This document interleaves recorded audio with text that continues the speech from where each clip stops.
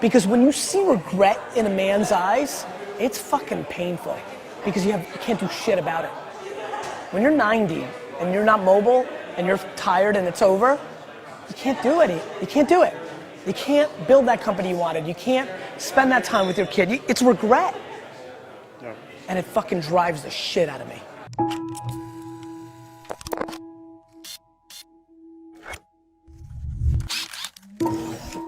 No, look, I think failure has to be quantified. If you fail that you never can get up from it again, that's not a good failure. I think failure and adversity are the two things I think about. For me, as an entrepreneur and very entrepreneurial and always in my own stuff, all the failures along the way, even going back to like the baseball card show when I was 13 and I paid $400 for a table and nobody showed up to that baseball card show. That was a learning lesson. Those micro failures were super, super important.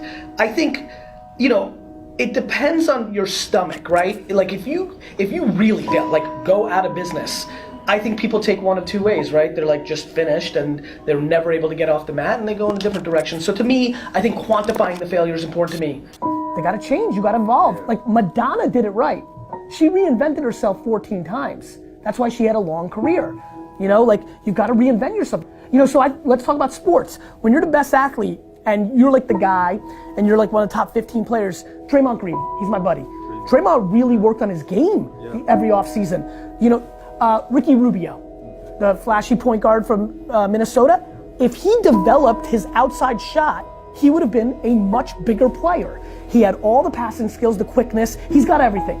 If instead of going to Ibiza and fucking chicks in the off season, he worked on his 18-foot jumper, he'd be in the game. If you have ambition, your actions have to match that. And too many people are just like not putting in the work.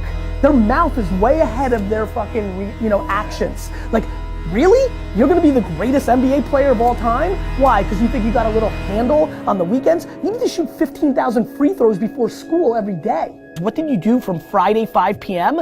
until Monday 7 a.m.? I'm just curious, and I don't think you shouldn't have a weekend, but I think everybody's ambition actually is more predicated on their actions than their words. My friends tell me all the time they're so ambitious, and I'm like, if that's true, then you punt leisure, and you punt concerts at Jones Beach, and you work. I realize what's going on here. One life. I realize that I'm living like this is our only at bat, and most of you aren't. People fucking walking around here like they're coming back. People fucking walking around here like they're coming back. You're not coming back. Well, listen, I don't want to impose my beliefs on others. Maybe you believe you come back. I believe you come back as a tree, or a flower pot, or D-Rock sneakers. And that blows compared to being a human. And so I'm acting that way. I'm acting that way.